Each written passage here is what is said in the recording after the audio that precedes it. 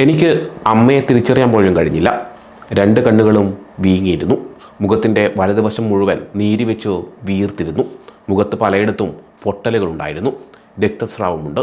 ഫ്ലോറിഡയിലെ palms west ആശുപത്രിയിൽ ജോലി ചെയ്യുന്ന ഇന്ത്യൻ വംശജയായ നഴ്സ് ലീലാലാലിൻ്റെ മകൾ സിൻഡിയുടെ വാക്കുകളാണിത്. സ്റ്റീഫൻ സ്കാൻഡിബൽബറി എന്ന രോഗിയാണ് ലീലാലാലിനെ ആക്രമിച്ചത്.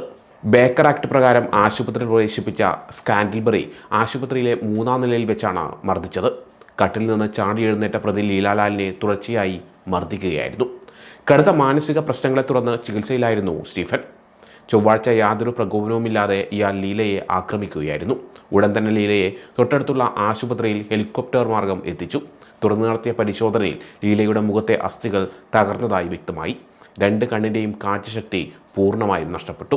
സംഭവത്തിന് ശേഷം ഇന്ത്യക്കാർ മോശമാണ്, ഞാനൊരു ഇന്ത്യൻ ഡോക്ടറെ തല്ലിച്ചതച്ചു എന്ന് സ്കാൻഡിൽബറി പറഞ്ഞതായി Palm Beach County deputy sergeant Beth Newcomb കോടതിയിൽ മൊഴി നൽകി. ഇതേ തുടർന്ന് വംശീയ വിദ്വേഷം പ്രചരിപ്പിച്ചതിനും ലീലാലാലിനെ ആക്രമിച്ചതിനും സ്കാൻഡിൽബറിക്കെതിരെ കുറ്റം ചുമത്തി.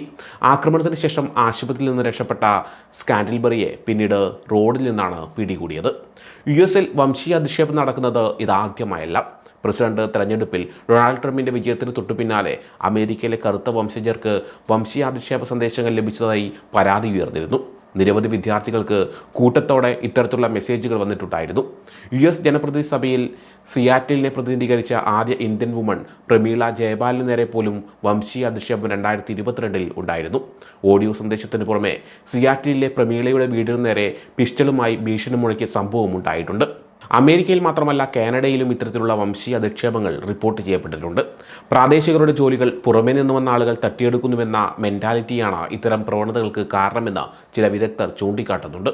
ട്രംപ് അധികാരത്തിലെത്തിയതോടെ ഇത്തരത്തിലുള്ള വംശീയ പരാമർശങ്ങളും ആക്രമണങ്ങളും കൂടിയെന്ന റിപ്പോർട്ടും പുറത്തു വന്നിട്ടുണ്ട്. ഇന്ത്യ അടക്കമുള്ള രാജ്യങ്ങളിൽ നിന്നുള്ള കുടിയേറ്റക്കാരെ നാടുകടത്തിയതോടെ ഇന്ത്യയിൽ നിന്ന് വന്നവരെല്ലാം അനധികൃത കുടിയേറ്റക്കാരാണെന്ന ചിന്തയും പലരുടെ മനസ്സിലും ഉടലെടുത്തിട്ടുണ്ടാവാം. ഇതായിരിക്കാം ഇത്തരത്തിലുള്ള വംശീയ വിദ്വേഷത്തിന് കാരണം. എയർപോർട്ടിൽ വിമാനമിറങ്ങി ബസ്സിൽ വരികയായിരുന്ന ഇന്ത്യൻ കുടുംബത്തോട് പ്രായമായ ഒരു അമേരിക്കൻ സ്ത്രീ മോശമായി പെരുമാറുന്ന വീഡിയോയും മുമ്പ് സോഷ്യൽ മീഡിയയിൽ വൈറലായിരുന്നു.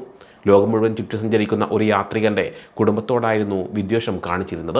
ഇദ്ദേഹത്തിൻ്റെ ചെറിയ കുട്ടി ആ സ്ത്രീയുടെ അടുത്തിരുന്നതായിരുന്നു അവരെ ചൊടിപ്പിച്ചത്. കുട്ടിയോടും അദ്ദേഹത്തിൻ്റെ ഭാര്യയോടുമടക്കം മോശമായി പെരുമാറുന്ന വീഡിയോ ആയിരുന്നു പ്രചരിച്ചത്.